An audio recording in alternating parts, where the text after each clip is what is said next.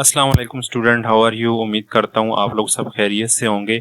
अगर आप लोगों ने CS 101 की तैयारी अभी तक स्टार्ट नहीं की है तो ये वीडियो आपके लिए बहुत ही ज़्यादा हेल्पफुल होने वाली है, क्योंकि मैंने इसके अंदर जो CS 101 के मिड के जो इम्पोर्टेंट टॉपिक्स हैं जिनमें से MCQs और सब्जेक्टिव आता है उनको कवर किया है और आप उसको एक्सप्लेन भी किया है ताकि आपका कोई भी MCQs आ जाए तो उसको आप अटेम्प्ट कर सकें, और उसके साथ अगर उसमें से कोई सब्जेक्टिव भी आ जाता है तो तब भी अगर आपका ये कंसेप्ट क्लियर हुआ तो आप सब्जेक्टिव को भी अटेम्प्ट कर पाएंगे। तो चलिए स्टार्ट करते हैं आज की वीडियो स्टार्ट करने से पहले आपसे मेरी ये रिक्वेस्ट है कि मैंने आपके लिए बहुत ही ज़्यादा मेहनत करके ये टॉपिक्स जो हैं वो सर्च किए हैं। सर्च करने के बाद इनकी जो बेस्ट एक्सप्लेनेशन है वो एक्सप्लेन किया है। तो आप मेरी वीडियो को लाइक और चैनल को सब्सक्राइब कर दीजिएगा ताकि मुझे और ज़्यादा मोटिवेशन मिले और मैं आपके लिए इस तरह का और ही ज़्यादा हेल्पफुल कंटेंट लेकर आता रहूं। तो चलिए स्टार्ट करते हैं आज की वीडियो। तो सबसे पहले हमारे पास जो टॉपिक है वो है search engines. Search engines are powerful tools that help us find information on the internet. Search engine powerful tools होते हैं, सॉफ्टवेयर होते हैं जो कि हमें इंटरनेट से इंफॉर्मेशन फाइंड करने में हेल्प करते हैं। They use algorithms to index and rank pages, और ये एल्गोरिथम्स का यूज करके पेजेस को जो है वेब पेजेस को इंडेक्स में रैंक करते हैं ताकि हम जो भी चीज फाइंड कर रहे हैं उसका रेलेवेंट रिजल्ट हमें मिल सके। उसके बाद जो हमारा नेक्स्ट टॉपिक है वो है एडवांटेजेस ऑफ सर्च ऑपरेशन। ठीक है, the advantages of search operations include quick access to vast amount of information, improve accuracy and the ability to find specific data efficiently। कि सर्च ऑपरेशन के क्या फ़ायदे होते हैं कि आपको क्विक एक्सेस मिल जाती है, बहुत सारी इन्फॉर्मेशन पे आप जल्दी से एक्सेस कर लेते हैं इन्फॉर्मेशन को। उसके बाद एक्यूरेसी जो होती है वो बहुत ज़्यादा इम्प्रूव होती है। एक्यूरेसी का मतलब होता है कि जो रिज़ल्ट आप फाइंड कर रहे हैं वही चीज़ आपको मिले, and the ability to find specific data, और जो आपने डेटा फाइंड करना है जिसके बारे में वही चीज़ आपको एफिशिएंटली बहुत अच्छे तरीके से मिल जाती है। नेक्स्ट हमारे पास है Boolean logic. The Boolean logic is fundamental to computing using true और false value to perform logical operation. ठीक है, बूलियन लॉजिक के अंदर हम ट्रू और फॉल्स वैल्यू को यूज करके लॉजिकल ऑपरेशन परफॉर्म करते हैं।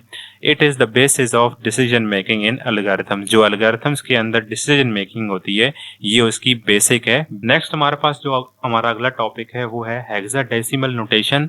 Hexadecimal notation is a base 16 number system used in computing to simplify binary code. ठीक है, हेक्साडेसिमल नोटेशन क्या होती है कि वो 16 बेस नंबर सिस्टम होता है जो कि हम बाइनरी कोड के अंदर यूज करते हैं अपने बाइनरी कोड को कन्वर्ट करने के लिए।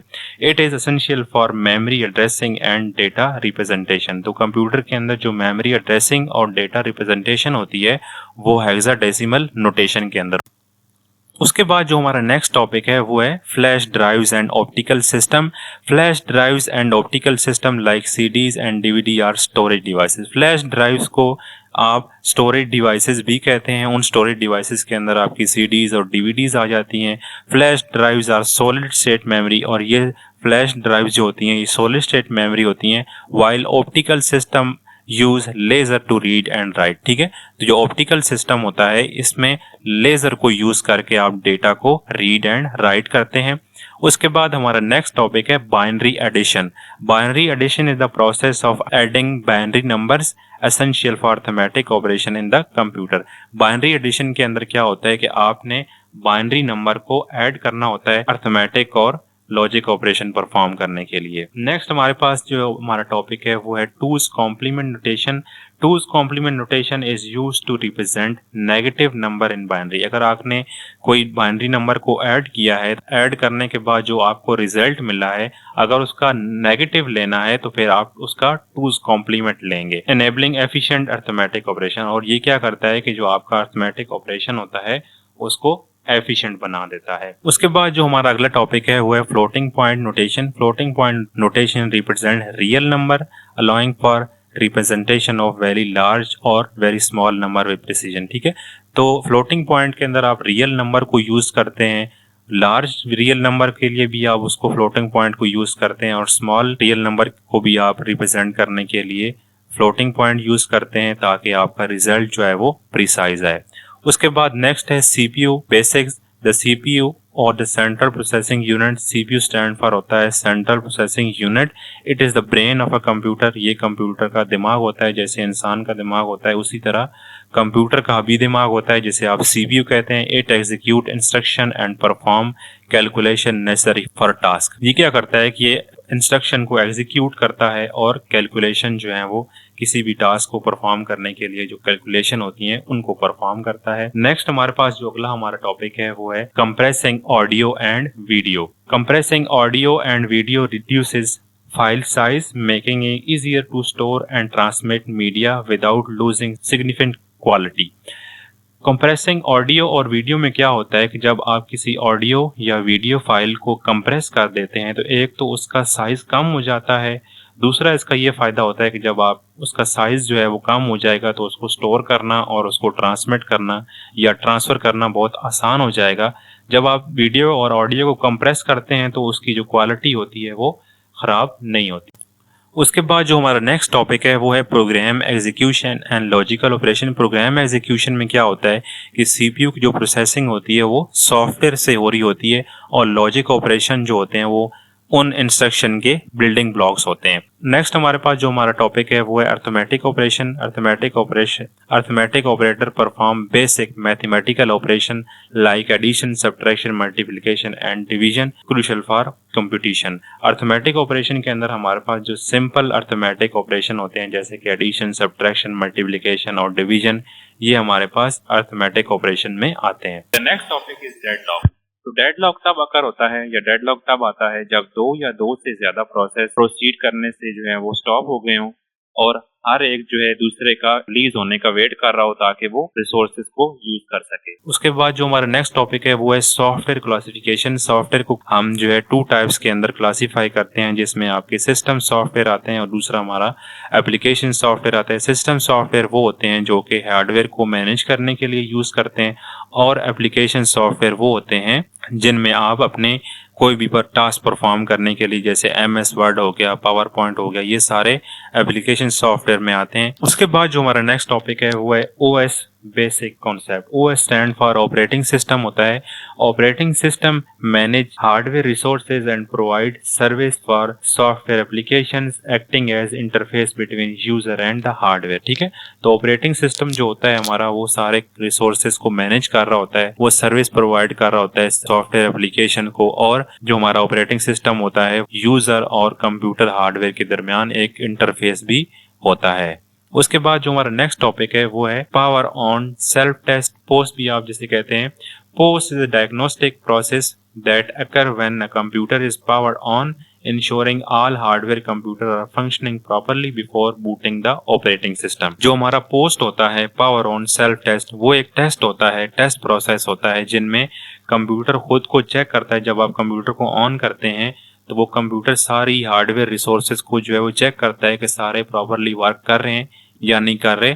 तो ये सारा काम जो है बूटिंग से पहले होता है। The next topic is security attack from inside and outside. जो हमारा डेटा होता है उसको सिक्योरिटी अटैक के 2 इश्यू होते हैं, जिनमें एक इनसाइड है और दूसरा जो है आउटसाइड। इनसाइड अटैक्स के अंदर आपकी जो सिस्टम होता है, आपका कंप्यूटर होता है, उसमें अगर आपका कोई अटैक आ गया, फॉर एग्जांपल कोई वायरस है या इस तरह की फाइल है जो आपकी फाइल्स एंड फोल्डर को इफेक्ट कर रही है, इसको आप इनसाइड अटैक बोलते हैं। और आउटसाइड के अंदर फॉर एग्जांपल हैकर्स होंगे, ठीक है, ये जो है आपके आउटसाइड द सिस्टम जो है आपकी डेटा के डैमेज कर सकते हैं। नेक्स्ट टॉपिक हमारे पास है method of process communication. Processes can communicate using method like inter process communication, IPC, shared memory and message passing essential for multitasking. ठीक है, तो method of process communication for example के प्रोसेस होते हैं वो आपस में कम्युनिकेट करते हैं।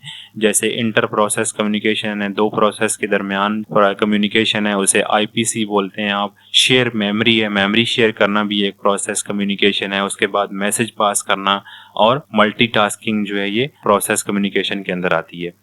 Next topic is direct memory access DMA and handshaking. Direct memory access allows peripheral to access memory without CPU intervention. ठीक है, peripheral devices for example हमारा पास जो USB हो गई है, उसके बाद कीबोर्ड हो गया, माउस हो गया, इनको आप peripheral devices बोलते हैं। इनको भी मेमोरी चाहिए होती है। ठीक है, तो डायरेक्ट मेमोरी एक्सेस में क्या होता है कि जो peripheral devices होती हैं CPU की इंटरफेरेंस के मेमोरी को एक्सेस करती हैं, इम्प्रूविंग एफिशिएंसी को इम्प्रूव करने के लिए विदाउट सीपीयू इंटरवेंशन मेमोरी को एक्सेस करती हैं या यूज करती हैं। Handshaking is a protocol for coordinating data transfer. Data को ट्रांसफर करने के लिए जो प्रोटोकॉल होता है उसे आप हैंडशेकिंग कहते हैं। उसके बाद हमारे पास नेक्स्ट टॉपिक है recursive structure.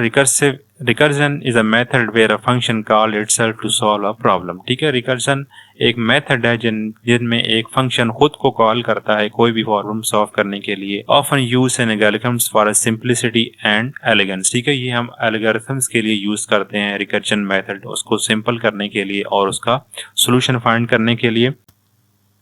The next topic is layer approach to internet software.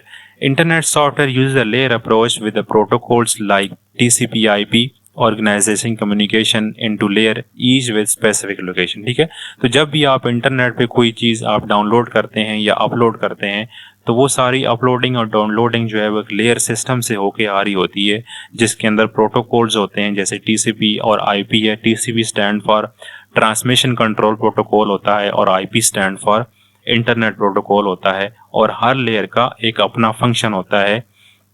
Next topic है हमारे पास HTML और hypertext markup language. HTML stand for होता है hypertext markup language. It is a standard language for creating web page and web application.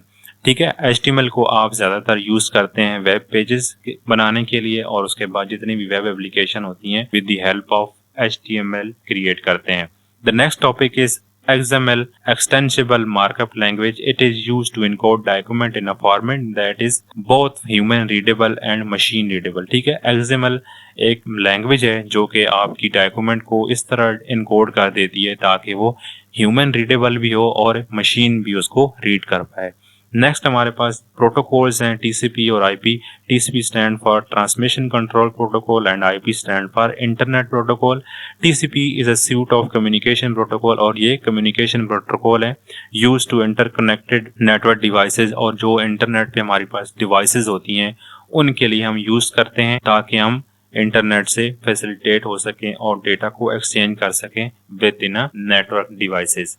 Next हमारे पास है algorithm efficiency की। Algorithms की एफिशिएंसी क्या होती है? Algorithm efficiency measure how well algorithm perform in term of time and space crucial for optimizing performance. ठीक है, एल्गोरिथम एफिशिएंसी वो होती है मेजर करते हैं कि एल्गोरिथम्स कितने टाइम पर या कितनी स्पेस पर कोई भी प्रॉब्लम सॉल्व कर रहा है। ठीक है, ये ज़्यादातर जो है ऑप्टिमाइजिंग परफॉर्मेंस के लिए यूज़ होती है कि अगर आपने किसी प्रॉब्लम की जो है सोल्यूशन निकालना है तो कितने टाइम में और कितनी स्पेस लेगा वो एल्गोरिथम उसको सॉल्व करने के लिए। The next topic is software verification. Software verification ensure that software correctly implement specified function including techniques like testing and formal verification.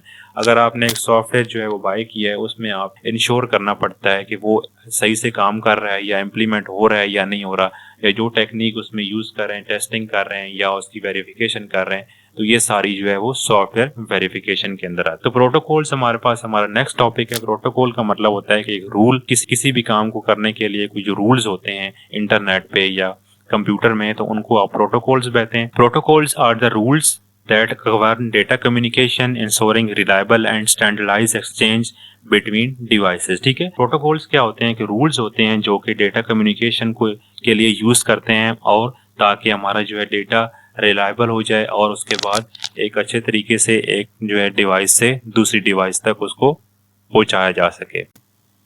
The next topic is internet. The term internet can refer to multiple interconnected network। ठीक है, तो internet के अंदर क्या होता है कि बहुत सारे नेटवर्क जो होते हैं वो आपस में कनेक्टेड होते हैं, emphasising the global nature of the internet infrastructure. इसकी वजह से जो है हमारी पूरी दुनिया का जो निज़ाम है इंटरनेट का चल रहा है। तो इंटरनेट आप कह सकते हैं कि internet is a networks of network. Internet के अंदर बहुत सारे नेटवर्क होते हैं।